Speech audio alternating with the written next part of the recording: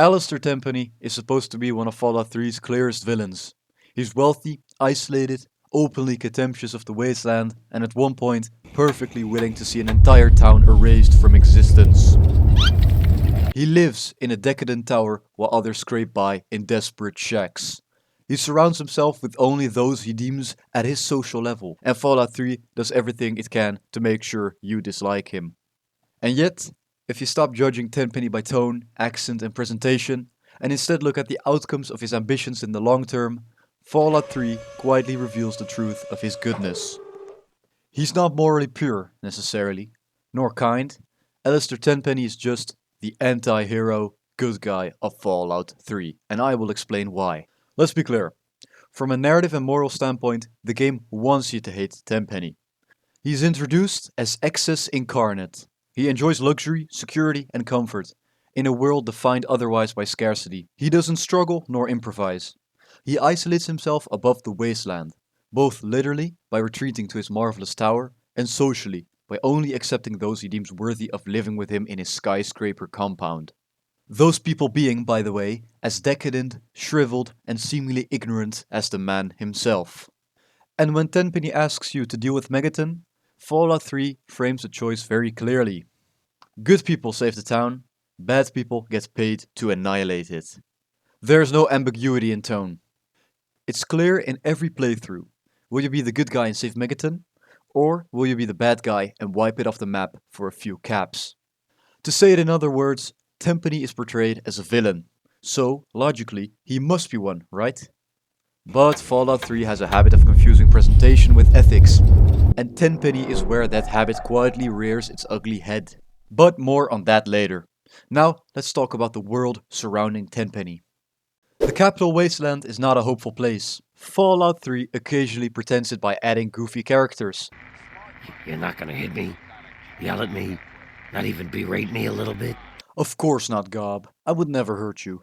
But the evidence shows a depraved and depressed world. The world is filled with unstable settlements, little useful resources, feral ghouls and other mutants, raider bases everywhere, and, on top of that, infrastructure held together by the blessing of fortitude despite nuclear war, followed by hundreds of years of decay. Mind you, most of that infrastructure is infested by the aforementioned raiders and mutants. Tenpenny understands and sees all this. He does not sugarcoat it. Tenpenny Tower is not just a symbol of elitism, it is a functional response to the environmental collapse. It is one of the most defensible constructions in the capital wasteland. With concrete barriers and well-armed guards all around, and a great vantage point from atop the tower itself, it rivals even the great concrete citadel that the Brotherhood of Steel occupies. On top of that, the population of Tenpenny Tower, as it's called, only consists of the most stable people of the wasteland. There's no chance that anything can go catastrophically wrong under the people. They are simply far too happy and wealthy under Tenpenny's rule to rebel. There is no reason at all. It attracts people with skills, it filters risk, and thus it enforces order. Contrast all this with, say, Megaton. Megaton is open, poorly regulated, poorly defended, and built around a literal live nuclear device that nobody fully seems to understand and nobody seriously controls. One of these settlements plans for longevity and stability, the other naively assumes that goodwill will be enough. Only one of them is realistic about the world it exists in. Hey, Smoothskin. By the way, and I don't want to bring this up really, but 99.9% of you guys aren't subscribed yet. Please subscribe to the channel so we can change this pitiful number. Now, back to the video. This is where Tenpenny becomes dangerous. Not because of what he does, but because of what he reveals. On the surface, it might look like Tenpenny is selfish and apathetic towards the people of the wasteland. However, it's on the contrary. He wishes to save people by ripping the band-aid of procrastination off before it's too late, before tragedy strikes. Megaton explodes unexpectedly and even more lives may be risked. But the game never shows that side of the story. Fallout 3's morality system is not built around outcomes. It is built around presentation. If you are polite, self-sacrificing, and emotionally reassuring, the game calls you good, even if your actions destabilize entire regions. You gain so-called good karma. If you appear blunt, self-interested, unsentimental, or violent, the game calls you evil. even if your decisions reduce long-term risk. In other words, pragmatism and utilism are not Fallout 3's definition of goodness. Looking at all major factions of the game, they all have flaws that massively transcend those of Tenpenny and his community. The Brotherhood of Steel hoards technology while the Wasteland decays, in the process thinking they're the saviors of the Wasteland. Rivet City survives just barely, waiting for a final blow that will end the city's existence indefinitely. Paradise Falls, meanwhile, operates freely their system of cruel indentured servitude, yet exists as a tolerated evil, meeting little resistance in the process. Tenpenny doesn't hide his worldview at all, nor does he soften it. In fact, he could be seen as the least disingenuous character of Fallout 3. And Fallout 3 punishes him not for being wrong, but for being dead honest. Nowhere is Tenpenny's misunderstandedness clearer than the Tenpenny Tower quest involving the ghouls. The game frames the situation simply.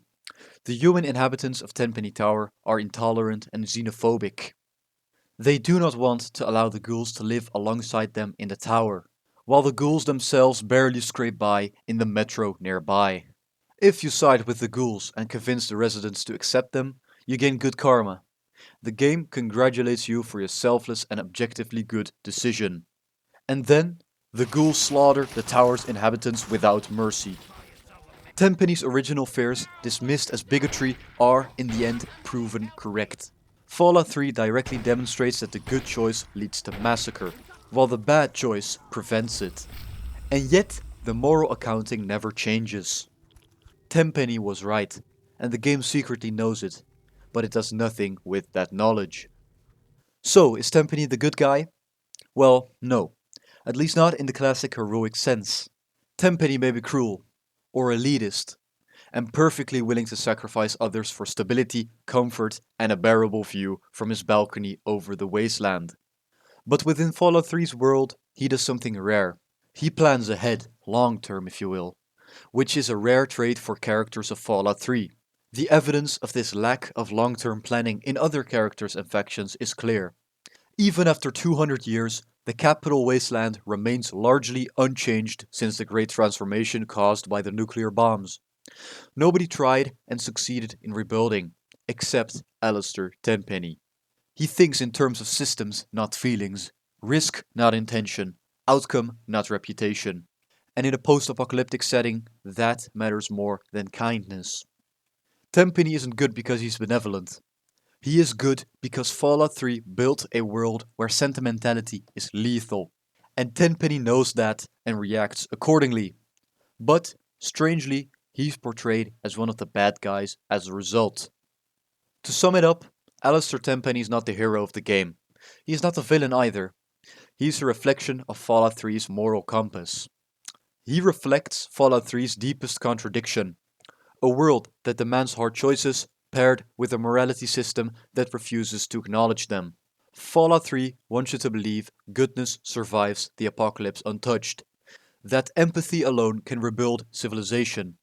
However, Tenpenny exists to show that this is a fantasy. And the fact that the game never fully realizes this is why he feels so unsettling and perhaps out of place. Because in the end, the most disturbing thing about Alistair Tenpenny is not that many think he's wrong and insane.